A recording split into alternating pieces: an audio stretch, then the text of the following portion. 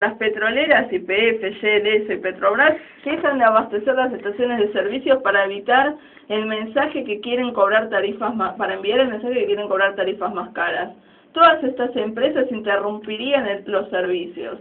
La mayoría, ¿qué pensaría? ¿Cuál sería la reacción mediática ante semejante presión patronal?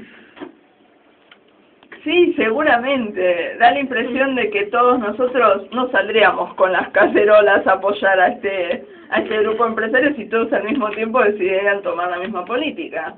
¿Hace cuántos años vivimos en emergencia económica, Seba? No sé, yo creo que desde que tengo conciencia de que era chiquito, 6, 7 años, que me acuerdo siempre. Bueno, o por ejemplo, cuando se votó la ley de flexibilización laboral, ¿cuánta gente salió en las cacerolas a la calle a defender al trabajador que de ahí en adelante iba a pasar a ser desempleado? No sé. ¿Cuántas voces se escucharon en el Congreso?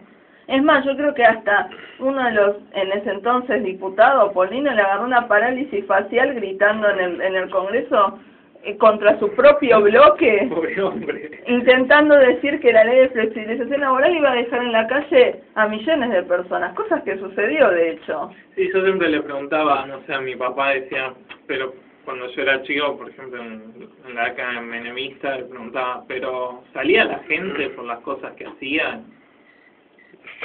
No, seguramente no.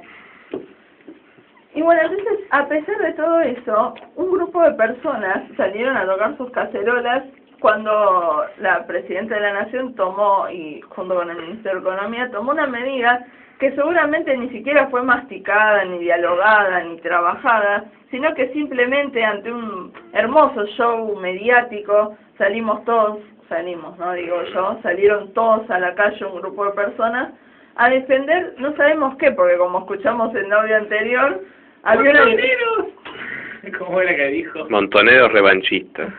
Y nunca nos sentamos en una mesa para tratar de debatir de qué estábamos hablando. ¿Y de qué estamos hablando? Estamos hablando de, miren señores, de quién tiene la tierra en este país. Eso, ¿cómo está repartida la tierra en este país? Porque por un momento yo escuchaba, no, en Brasil no se aplican retenciones agrarias, no, en Uruguay no se aplican. Sí, pero ¿cuántos son los dueños de la tierra en Uruguay y cuántos son los dueños de la tierra en nuestro país?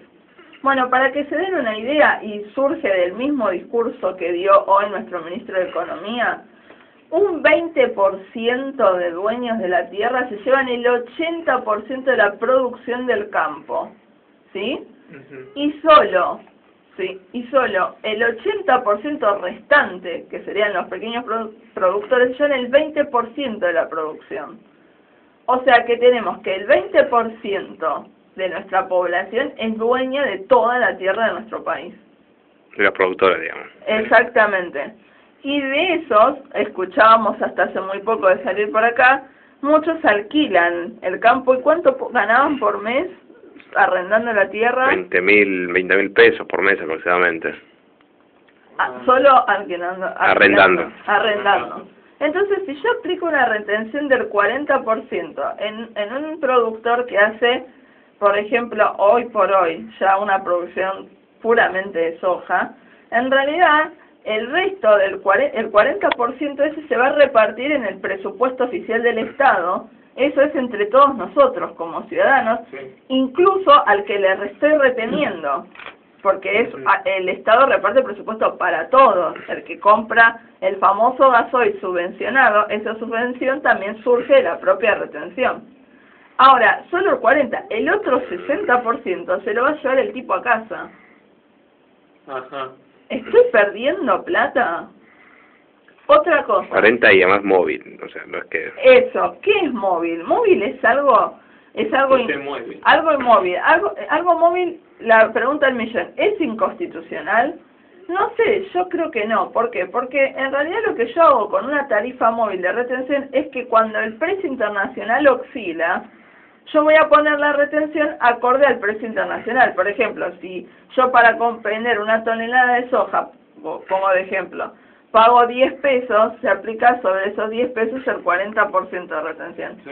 Si mañana sale 8 pesos, le aplico sobre 8 pesos el 40% de retención. 40% que no es confiscatorio, porque la Corte dijo que era confiscatorio en un tope arriba del 44%. Sí. ¿Sí? Entonces, ¿por qué hago esto yo? Porque lo que dijo nuestro ministro de Economía es porque también busco diversificar la producción. ¿Pero por qué busco diversificar la producción? Si, como dijo la presidenta, a la Argentina le va muy bien, de hecho, exportando soja. Sí. Porque internacionalmente es lo que el mercado pide. Porque yo lo que busco cuidar es el precio doméstico. ¿Qué es lo que estoy protegiendo? Estoy protegiendo la producción de maíz, la de trigo, exacto. Estoy produciendo la carne, porque ¿cuánto consumimos nosotros de soja? 5% del total de lo que se produce. Entonces, digamos, yo, ¿qué es lo que no voy a querer? Que me suba el precio de la carne, por ejemplo, que me suba el precio del maíz, porque voy a dejar de producir carne y maíz, y entonces voy a tener que inclusive comprar afuera para vender adentro. Sí. Entonces, para evitar que pase eso, tengo que buscar equilibrar un poco la balanza de producción, sin tratar de afectar la propiedad privada, que como vemos en nuestro país es bastante latifundista.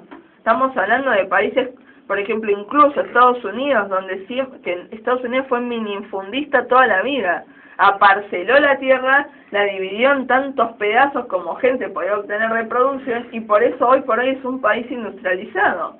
Nosotros somos de una tradición de latifundios. Un solo tipo tiene millones de hectáreas de tierra. Y encima hay otros que se la alquilan. Exacto, y encima puede decidir qué vender. Señor, señora, el tipo que exporta es el gran productor, no el pequeño, porque el pequeño le vende al gran productor. Ajá, sí. Al pequeño no le van a retener, al que le van a retener es al grande. Ahora, yo me hacía cierta pregunta. ¿El pequeño productor no se le queja al gran productor?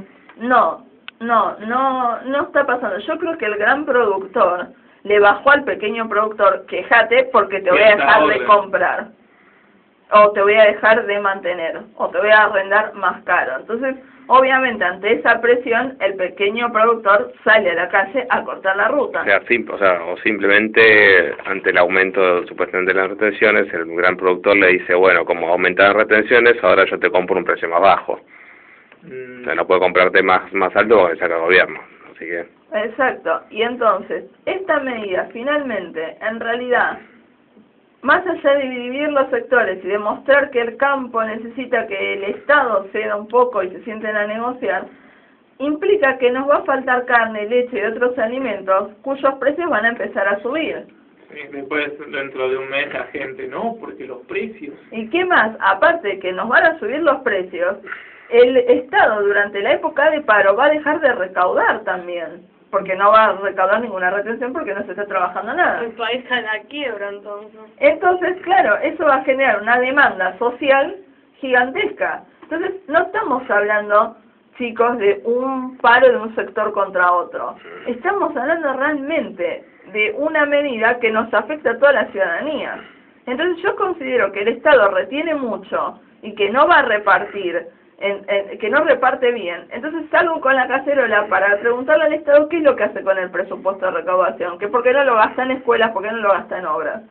Pero si yo digo que esa retención la considero injusta, que prefiero que se la quede el gran productor, en realidad el único que se beneficia es él, ¿por qué no tiene que repartir nada? Y obviamente el tipo va a querer siempre que me cueste menos hacer y tenga más que ganar. Es como que, ¿por qué no dejamos que se aplique la retención?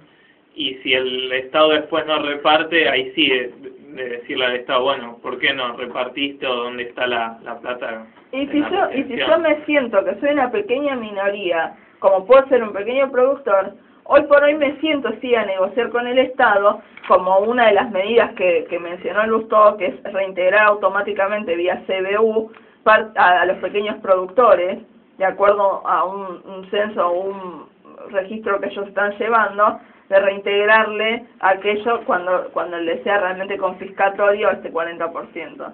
Pero hay medidas alternas. No es que tenemos que salir todos a la ligera, o soy de blanco o soy de negro. Y más cuando el Estado somos todos. Parte de la conciencia civil de que el Estado somos todos. Porque yo elijo al Estado y no le elijo al gobernante para después irme de mi casa al trabajo y del trabajo a mi casa y que no me importe más nada. No, me